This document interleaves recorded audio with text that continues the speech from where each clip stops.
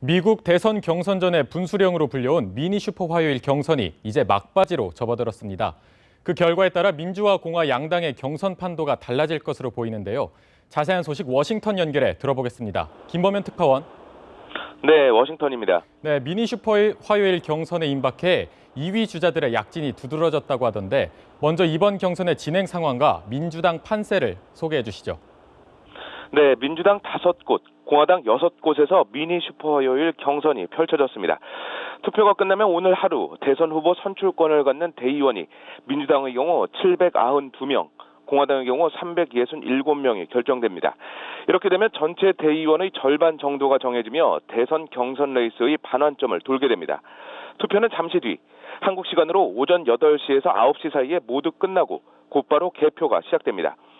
민주당에서는 당초 힐러리 클린턴 전 국무장관의 우세가 점쳐졌지만 경선에 임박해 버니 샌더스 상원 의원이 무서운 기세로 추격전을 펼쳤습니다. 오하이오와 일리노이 등 지금은 쇠락한 미국의 공업지대, 즉 러스트벨트에서 샌더스 바람이 다시 분 건데요. 샌더스 의원은 이곳에서 경제 이슈를 전면에 꺼내들었습니다. 클린턴 전 장관이 환태평양 경제 동반자 협정 TPP 등 자유무역 협정을 지지한 전력을 물고 늘어진 겁니다. 자유무역 협정 때문에 일자리를 빼앗겼다는 인식에 팽배한 러스트벨트에서 샌더스 의원이 보호무역을 주창하면서 표심을 파고든 겁니다. 따라서 오늘 경선이 열린 5개 주 가운데 과거 호황을 구가했던 오하이오와 일리노이, 여기에 중부의 미주리까지 덧붙여 모두 3곳에서 샌더스 의원의 승리 가능성까지 점쳐지고 있습니다. 이렇게 되면 미니 슈퍼 화요일 경선을 통해 일찌감치 대선 경선전 승리를 확정 지으려고 했던 클린턴 전 장관의 전략에는 차질이 빚어질 것으로 보입니다. 네, 그렇다면 공화당은 어떻습니까? 이 도널드 트럼프의 독주를 막으려는 2위권 주자들의 약진이 눈에 띈다는 말이 있던데 현재 판세를 정리해 주시죠.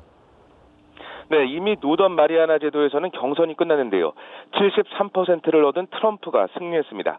관건은 현재 진행 중인 5개 주에서도 트럼프의 독주가 이어질 까인데요. 승자 독식제가 처음 적용되는 대형주 플로리다와 오하이오가 최대 승부처로 꼽힙니다. 플로리다에서는 트럼프가 이곳을 지역구로 둔 마르코 루비오 상원 의원을 꺾고 승리하지 않겠느냐는 관측이 나오고 있고, 오하이오에서는 트럼프와 이곳 주지사인 존 케이식의 초박빙 승부가 예상됩니다. 만약 트럼프가 플로리다와 오하이오 두 곳에서 모두 승리한다면 165명이라는 많은 대의원을 모두 확보하면서 대세론을 굳히게 됩니다. 하지만 이 중 한 곳에서라도 패배하면 상황은 좀 더 복잡해집니다. 일단 대선 경선전이 트럼프 쪽으로 완전히 기울었다는 판단은 유보해야 할 것으로 보입니다. 여기에 일리노이 등에서 테드 크루즈 상원 의원이 트럼프를 턱 밑까지 따라붙은 만큼 개표 결과를 끝까지 지켜봐야 하는 상황입니다. 이런 가운데 최근 트럼프 유세장에서의 폭력 사태 등이 막판 변수로 작용하고 있습니다.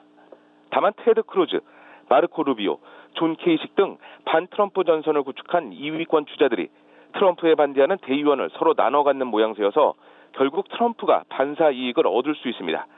즉 이번 미니 슈퍼 화요일 경선에서 트럼프가 일부 주에서 승리를 하지 못하더라도 대의원 확보에 있어서는 여전히 선두 자리를 지키면서 조금씩 대세를 굳혀나갈 것이라는 분석도 가능합니다.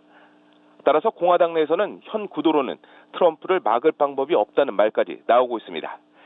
지금까지 워싱턴에서 전해드렸습니다.